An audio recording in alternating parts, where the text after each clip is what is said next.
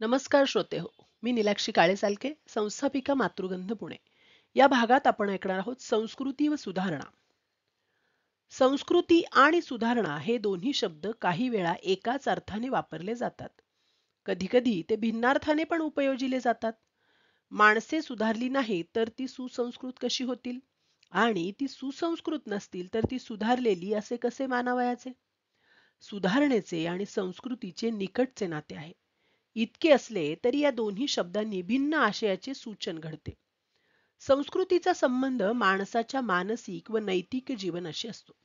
सुधारणा ही भौतिक घटकातील अनुकूल व सुखद परिवर्तनाशी संबंधित आहे. पायी चालण्याऐवजी मोटारने फिरणे ही झाली सुधारणा. चुलीऐवजी गॅस शेगडी वापरणे याचे पण नाव सुधारणा. सुधारणा ही साधन समृद्धीच्या दिशेने जाते. ऐहिक सुखाचे वर्धन हे सुधारणेचे गमक व फलित मानावे लागेल. सुधारणा डोळ्यांना दिसते व डोळ्यात भरते. संस्कृती ही प्रथम मनात व नंतर जनजीवनात प्रकट होते. ती व्यक्तीच्या वर्तनातून व्यक्त होते. व्यक्ती, समाज आणि राष्ट्र यांच्या परस्पर संबंधांचे नियमन ज्या तत्व प्रणालीमुळे किंवा जीवन मूल्यांमुळे घडते त्यांचा अंतर्भाव संस्कृती या संकल्पनेत केला जातो. संस्कृतीत एक प्रकारची भावगर्भता असते, तत्वनिष्ठा असते. आचार, विचार आणि उच्चार यांचे संस्करण व नियमन हे संस्कृतीचे प्राप्तव्य असते. माणसाच्या बोलण्या चालण्यावरून, वागण्यावरून त्याची संस्कृती ठरते.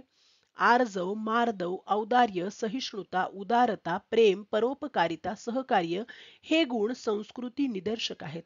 गाडी, बंगला, फोन, फ्रीज, टीव्ही ही सुधारणेची लक्षणे होत.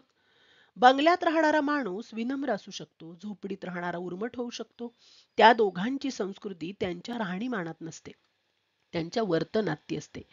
आचरणशीलता हे संस्कृतीचे खरे लक्षण आहे. एका विचारवंताने म्हटले की our culture is what we are, our civilisation is what we have to be and to have. या दोन अवस्थातील फरक हाच संस्कृती आणि सुधारणा यातील फरक होय. आजकालचे सजलेले संस्कार सुधारणेची कथा सांगतात, त्याबरोबरच संस्कृतीची व्यथा सांगतात. माणसे परस्परांपासून दुरावली आहेत, त्यांची मने दुभंगली आहेत. जे आहे त्यात समाधान नाही, जे नाही त्याचा निदिध्यास संपत नाही. मनात हाव आणि जीवनात धावाधाव असे जीवनाचे रूप झाले आहे.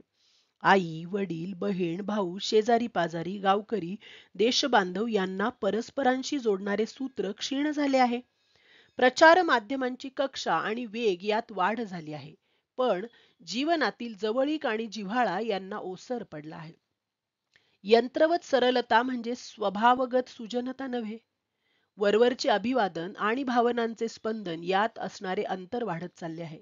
एकूण परिस्थिती पाहिल्यावर नकळत वाटून जाते की लोकांना फक्त सुधारणा प्रिय आहे, कारण सुधारणा ही व्यक्तींच्या सहभागाशिवाय घडू शकते.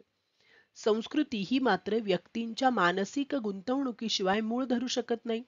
साध्य साधन विवेक हा संस्कृतीचा पाया आहे. सुधारणा हा जीवनाचा मुलामा आहे. संस्कृती हे मानवी जीवनाचे मूलद्रव्य आहे. संस्कृती वाचून सुधारणा आपली नैतिक उन्नती घडवू शकणार नाही. सुधारणेशिवाय संस्कृती सामर्थ्यवान होऊ शकणार नाही. सुधारणा आणि संस्कृती यातील अद्वैत हीच पूर्णत्वाची प्रस्तावना ठरेल. सुधारणेमुळे संस्कृतीला बळ प्राप्त होऊ शकेल. संस्कृतीमुळे सुधारणेला अर्थ प्राप्त होईल. धन्यवाद.